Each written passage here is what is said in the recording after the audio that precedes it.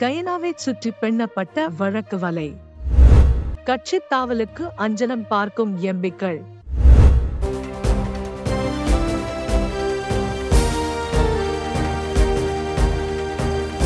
The leader දේශයට මග කියන ප්‍රවෘත්ති පෙළගැස්ම.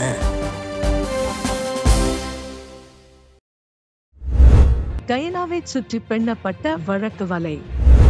மே 9ஆம் திகதியன்று உயர் நீதிமன்றத்தால் வழங்கப்பட்ட தீர்ப்பின் பிரகாரம் ராஜாங்க அமைச்சர் டயனா கமகேவின் பாராளுமன்ற உறுப்பினர் பதவி பறிக்கப்பட்டது. அதே நேரத்தில் டயனா தனது ராஜாங்க அமைச்சர் பதவியையும் இழந்தார். தற்போது ஊடகங்கள் மட்டுமின்றி சமூக வலைதளங்களிலும் டயனா விடயம்தான் பேசுபொருளாக மாறியிருக்கிறது. அமைச்சர் பதவி, எம்பி பதவி இரண்டையும் இழந்து வீட்டுக்கு சென்றுள்ள டயனாவுக்கு எதிராக மீண்டுமொரு பதற்றமான செய்தி கிடைத்திருந்தது. அதாவது மீண்டும் நீதிமன்றத்தின் படியேற வேண்டி ஏற்படும் என்றுதான் ஐமசவினர் கூறுகின்றனர். உயர் நீதிமன்ற தீர்ப்பினால் எம்பி பதவியை இழந்த டயனா கமகேவுக்கு எதிராக மற்றுமொரு வழக்கை தொடர ஐக்கிய மக்கள் சக்தியின் எம்பியான ஹெக்டர் அப்போஹாமி நடவடிக்கை எடுத்துள்ளார் என்று கூறப்படுகிறது. போலி ஆவணங்களை சமர்ப்பித்து எம்பி பதவியை பெற்றுக்கொண்டார் என்று கூறியே அந்த வழக்கு தொடரப்படவுள்ளதாக அப்போஹாமி குறிப்பிட்டுள்ளார். ஆனால் கொழும்பு பல்கலைக்கழகத்தின் ஸ்ரீபாலி பீடத்தில் பீடாதிபதியான பேராசிரியர் பிரதிபா மகாநாமஹேவா வேறொரு விளக்கத்தை கொடுத்திருக்கிறார். டயனா கமகே பாராளுமன்றத்தில் அமர்வதற்கு சட்டரீதியாக தகுதியற்றவர் என உயர்நீதிமன்றம் வழங்கிய தீர்ப்பை முழு தீர்ப்பாய குழுவினால் சவாலுக்குட்படுத்த முடியும் என பிரதிபா மகாநாமஹேவா தெரிவித்துள்ளார். அதன்படி டயனா கமகேவுக்கு உயர்நீதிமன்றத்தின் 3 பேர் கொண்ட தீர்ப்பாயம் வழங்கிய தீர்ப்பு என்பதால் அதை முழு தீர்ப்பாயத்தால் சவால் செய்ய முடியும் என்று பேராசிரியர் பிரதிபா கூறுகிறார். அவருக்கு இன்னும் ஒரு வாய்ப்பு உள்ளது. அவர் முழு உயர்நீதிமன்ற பெஞ்சை கேட்கலாம். ஏனெனில் இது 3 பேர் கொண்ட தீர்ப்பாயத்தால் வழங்கப்பட்டுள்ளது. அத்தகைய முடிவை ஒரு முழு தீர்ப்பாயம் சவால் செய்யலாம். அவருக்கு இன்னும் அந்த வாய்ப்பு இருக்கிறது. ஆனால் அதற்கு முன்னதாக பாராளுமன்ற உறுப்பினர் பதவி வெற்றிடமாகியுள்ளதாக பாராளுமன்ற பொதுச் செயலாளரால் தேர்தல் ஆணைக்குழுவிற்கு அறிவித்தால் அக்கட்சியைச் சேர்ந்த எவரும் தேசிய பட்டியலில் இருந்து வரலாம். எனவே இந்த இரண்டில் எது முதலில் வரும் என்பதை பொறுத்திருந்துதான் பார்க்க வேண்டும் என்றார். இந்த 2 சூழ்நிலைகளில் எது முதலில் நடக்கும் என்பதுதான் பிரச்சினை. ஏனென்றால் இது தேர்தல் ஒன்று நெருங்கி வருகிறது. ஆனால் இங்கு மற்றுமொரு காரணி எழுந்திருக்கிறது. பாராளுமன்றத்தில் அமர்வதற்கான சட்டப்பூர்வ தகுதி இல்லை என உயர்நீதிமன்றம் தீர்ப்பளித்துள்ள நிலையில் டயனா கமகேயின் கீழ் பதிவு செய்யப்பட்ட ஐக்கிய மக்கள் சக்தியின் சட்டப்பூர்வமான தன்மை தொடர்பில் நெருக்கடி ஏற்பட வாய்ப்புகள் உள்ளன. அதனால் டயனாவுடன் பாராளுமன்றம் சென்ற ஐமசவினருக்கும் சிக்கல் ஏற்படுமா என்ற கேள்வி எழுந்துள்ளது.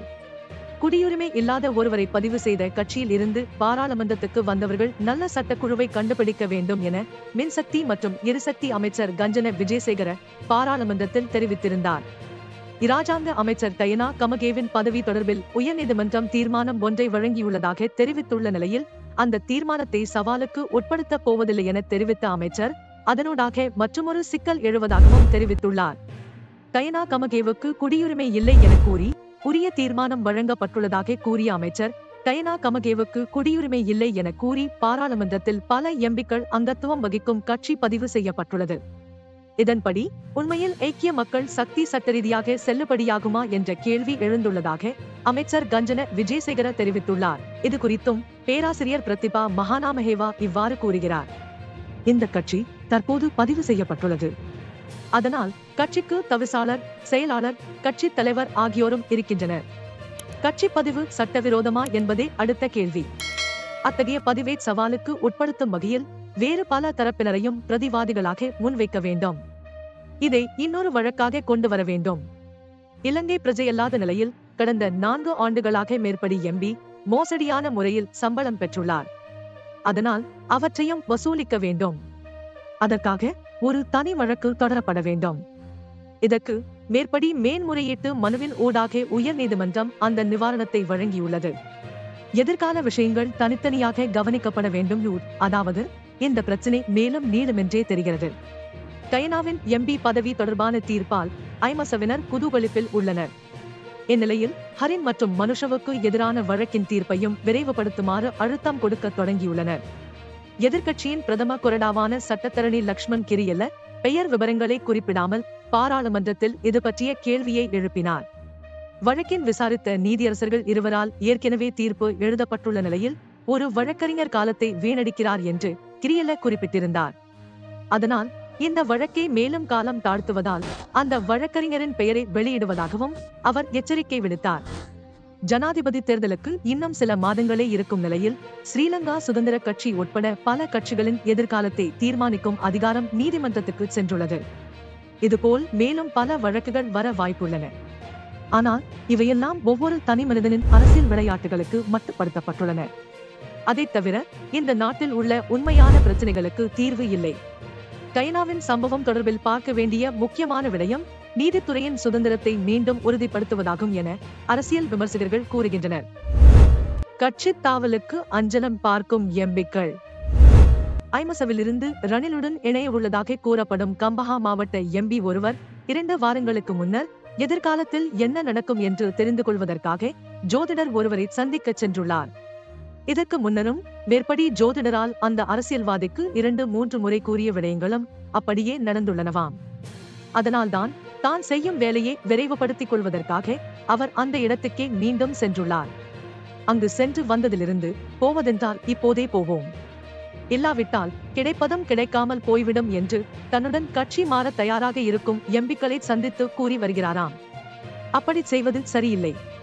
அதற்கு சரியான நேரத்தை சொல்வதாக ஜனாதிபதி சொன்னாரல்லவா? அதுவரை சத்தத்தை குறையுங்கள் என்று அதே கம்பஹா பக்கத்தை சேர்ந்த மற்றுமொரு எம்பி தெரிவித்துள்ளார். அதாவது தாவ போகிறவர்கள் தற்போது அஞ்சனம் பார்ப்பது மட்டுமன்றி சாத்திரம் பார்க்கவும் தொடங்கிவிட்டார்கள் போலிருக்கிறது. பிரச்சனை என்னவென்றால் ஜனாதிபதிதான் அதற்கான சுப முகூர்த்தத்தை குறிக்கவுள்ளார்.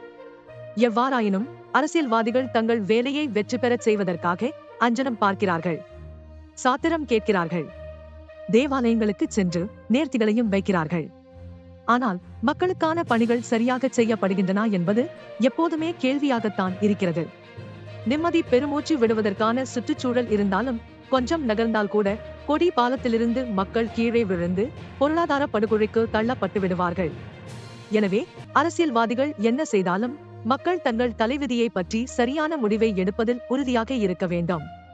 அதனால் இன்றைக்கு அவ்வளவுதான்.